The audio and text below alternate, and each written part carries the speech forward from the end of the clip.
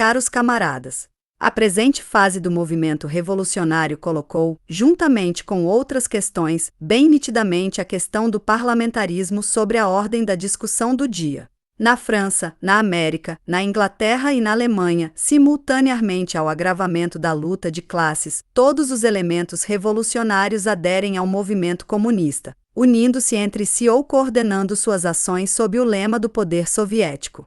Os grupos anarco-sindicalistas e os grupos que agora se denominam simplesmente anarquistas estão, portanto, também se unindo à corrente geral. O Comitê Executivo da Internacional Comunista congratula-se com isso da maneira mais cordial. Na França, o grupo sindicalista do camarada Perica forma o coração do Partido Comunista, na América, e também em certa medida na Inglaterra. A luta pelos soviéticos é liderada por organizações como a TIM, Trabalhadores Industriais do Mundo. Esses grupos e tendências sempre se opuseram ativamente aos métodos parlamentares de luta. Por outro lado, os elementos do Partido Comunista que são derivados dos partidos socialistas estão, em sua maior parte, inclinados a reconhecer a ação no parlamento também, o Grupo Loriot na França, os membros da PSA-SPA na América, do Partido Trabalhista Independente na Inglaterra, etc. Todas essas tendências, que devem ser unidas o mais rápido possível no Partido Comunista, a todo custo exigem táticas uniformes. Consequentemente, a questão deve ser decidida em larga escala e como uma medida geral. E o Comitê Executivo da Internacional Comunista se dirige a todos os partidos afiliados com a presente carta circular, que é especialmente dedicada a essa questão. O Programa Unificador Universal é, no momento atual, o reconhecimento da luta pela ditadura do proletariado na forma do poder soviético. A história colocou de tal modo a questão de que é justo nesta questão que a linha é traçada entre o proletariado revolucionário e os oportunistas, entre os comunistas e os traidores sociais de todas as marcas. O chamado Centro, Kautsky na Alemanha, Longuet na França, o PTI a Partido Trabalhista Independente e alguns elementos do PSB-BSP na Inglaterra, e o KIT na América, apesar de seus protestos, uma tendência objetivamente antissocialista, porque não pode, e não deseja liderar a luta pelo poder soviético do proletariado. Pelo contrário, aqueles grupos e partidos que anteriormente rejeitavam qualquer tipo de lutas políticas, por exemplo, alguns grupos anarquistas, ao reconhecer o poder soviético, a ditadura do proletariado, realmente abandonaram seu velho ponto de vista quanto à ação política, porque eles reconheceram a ideia da tomada do poder pela classe trabalhadora, o poder necessário para a supressão da burguesia oposta. Assim, repetimos, um programa comum para a luta pela ditadura soviética foi arranjado. As antigas divisões do movimento operário internacional sobreviveram claramente ao seu tempo. A guerra causou um reagrupamento. Muitos dos anarquistas ou sindicalistas, que rejeitaram o parlamentarismo, se comportaram da mesma maneira desprezível e traiçoeira durante os 5 anos de guerra. Assim como os antigos líderes da social-democracia, que sempre têm o nome de Marx em seus lábios. A unificação das forças está sendo efetuada de uma maneira nova, algumas são para a revolução proletária, para os sovietes, para a ditadura, para a ação de massas, até para revoltas armadas, os outros são contra esse plano. Esta é a questão principal de hoje. Este é o principal critério. As novas combinações serão formadas de acordo com esses rótulos, e já estão sendo formadas. Em que relação o reconhecimento da ideia soviética se aplica ao parlamentarismo? Neste ponto, há que traçar uma linha divisória entre duas questões que, logicamente, nada têm a ver. A questão do parlamentarismo como forma desejada de organização do Estado e a questão da exploração do parlamentarismo para o desenvolvimento da revolução. Os camaradas costumam confundir essas duas questões, algo que tem um efeito extraordinariamente prejudicial sobre toda a luta prática. Queremos discutir cada uma dessas questões em sua ordem e tirar todas as deduções necessárias. Qual é a forma da ditadura do proletariado? Nós respondemos, os sovietes. Isso foi demonstrado por uma experiência que tem um significado mundial. O poder soviético pode ser combinado com o parlamentarismo? Não, e mais uma vez, não. É absolutamente incompatível com os parlamentos existentes, porque a máquina parlamentar incorpora o poder concentrado da burguesia. Os deputados, as câmaras de deputados, seus jornais, o sistema de suborno, a conexão secreta dos parlamentares com os líderes dos bancos, a conexão com todo o aparato do Estado burguês, tudo isso são grilhões para a classe trabalhadora. Eles devem estar explodidos. A máquina governamental da burguesia, consequentemente também os parlamentos burgueses, devem ser quebrados, desfeitos, destruídos e sobre suas ruínas. Deve ser organizado um novo poder, o poder da união da classe trabalhadora, os parlamentos dos trabalhadores, isto é, os sovietes. Somente os traidores dos trabalhadores podem enganar os trabalhadores com a esperança de uma revolução social pacífica nos moldes das reformas parlamentares. Tais pessoas são os piores inimigos da classe trabalhadora, e uma luta muito impiedosa deve ser travada contra eles. Nenhum compromisso com eles é permissível. Portanto, nosso slogan para qualquer país burguês que você escolher é: abaixo o parlamento. Viva o poder soviético! Não obstante, uma pessoa pode colocar a questão desta maneira: muito bem, você nega o poder dos atuais parlamentos burgueses, então, por que vocês não organizam parlamentos novos e mais democráticos com base em um sufrágio universal real? Durante a Revolução Socialista, a luta torna-se tão aguda que a classe trabalhadora deve agir rápida e resolutamente, sem permitir que seus inimigos de classe entrem em seu campo de ação, em sua organização de poder. Tais qualidades só são encontradas nos sovietes de operários, soldados, marinheiros e camponeses, eleitos nas fábricas e lojas, no campo e nos quartéis. Portanto, a questão da forma do poder proletário é exatamente assim. Agora o governo deve ser derrubado. Reis, presidentes, parlamentos, câmaras de deputados, assembleias nacionais, todas essas instituições são nossos inimigos jurados que devem ser destruídos. Agora assumimos a segunda questão básica: os parlamentos burgueses podem ser plenamente utilizados com o propósito de desenvolver a luta de classes revolucionária? Logicamente, como acabamos de observar, esta questão não está de forma alguma relacionada à primeira questão. Na verdade, uma pessoa certamente pode estar tentando destruir qualquer tipo de organização juntando-se a ela e utilizando-a.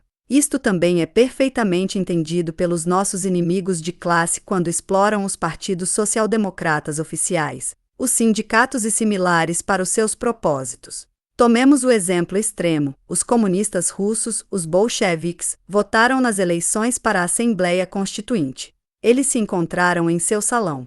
Mas eles foram até lá para acabar com essa Assembleia em 24 horas e tomar plenamente o poder soviético.